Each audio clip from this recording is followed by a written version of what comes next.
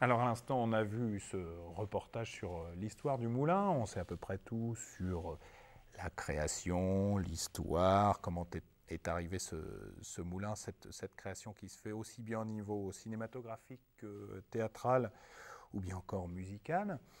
Mais alors maintenant, Suzanne Lipinska, moi ce que j'aimerais savoir, c'est comment vous imaginez le moulin du futur. Allez, on va se dire, voilà. Oh là, ça va vite alors, hein. Oui, ça va vite parce qu'il y a eu déjà une cinquantaine d'années et puis Oui, il y a encore oui. beaucoup de temps à passer. Alors comment vous l'imaginez ce moulin? Je l'imagine d'abord juridiquement, c'est en train de devenir une fondation, justement pour que ce qui existe actuellement puisse perdurer.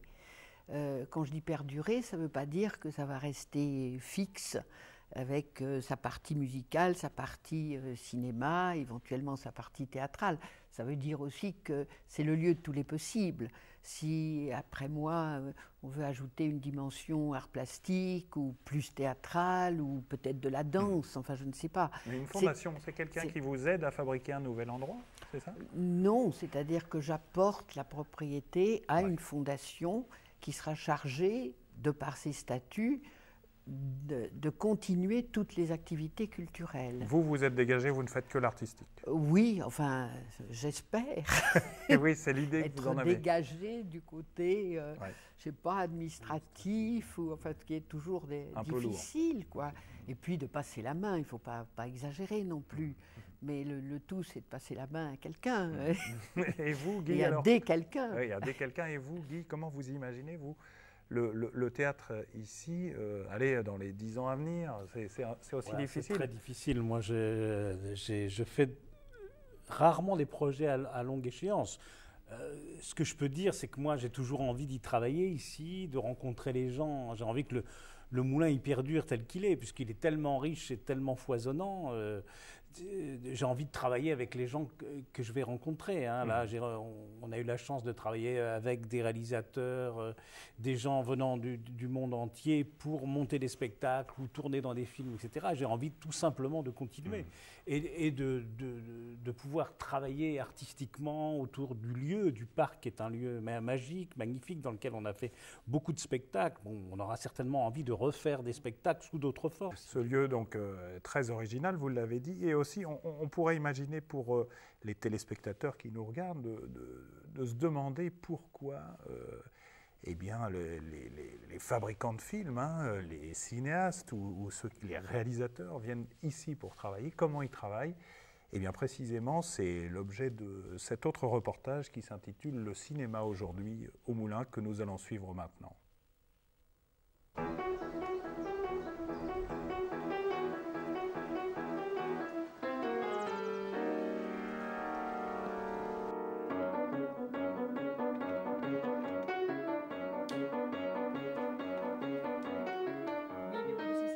Le CECI, c'est le Centre des écritures cinématographiques. Il a été implanté ici au Moulin d'Andé il y a donc 10 ans, en 98, sur une idée d'un monsieur formidable qui s'appelle François Barra, qui dirige le GREC, le groupe de recherche d'essais cinématographiques à Paris, et donc qui côtoie depuis de nombreuses années de jeunes auteurs. Et il s'était aperçu en observant la manière dont ils avaient de travailler leur premier film, qu'il serait peut-être utile de les accompagner dans les démarches d'écriture. Au jour d'aujourd'hui, en fait, on a en présence effectivement réalisateurs, compositeurs et puis également un comité de lecture donc, qui là est en train de travailler à sélectionner les projets de courts-métrages qui ont été présentés dans le cadre du concours de scénario du département de l'Eure qu'on relaye depuis 9 années. Le simple fait de mettre les gens ensemble à des moments où ils sont en phase de création, donc des moments un peu forts ou sensibles ou fragiles, je crois que c'est aussi un moment assez privilégié en fait pour la rencontre. C'est des moments d'ouverture.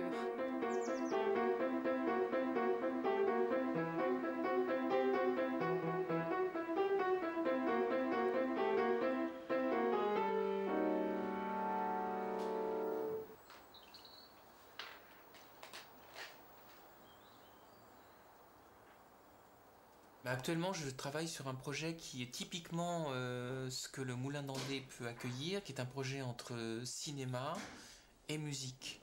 Et il n'y en a pas tant que ça. C'est un projet de spectacle musical avec un film de scène constitué d'une collection de films amateurs des années 30, de familles juives, très spécifiquement même de l'été 1939, si je peux les trouver. Et le but est de réaliser un spectacle où on évoque le génocide des Juifs, la Shoah, mais en creux, dans des images de bonheur, des images ultimes, puisque ce sont les dernières images durant l'été 39, avant la déclaration de guerre.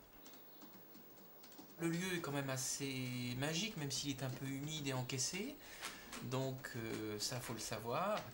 Mais effectivement, je pense qu'une maison,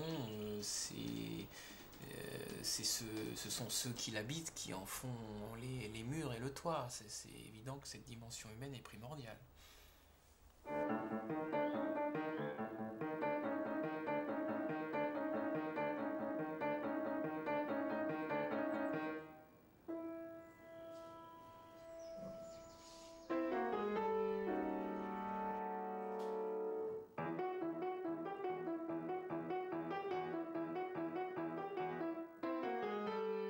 Je suis au Moulin d'Andé pour 5 jours, pour une résidence d'écriture pour une musique de court-métrage.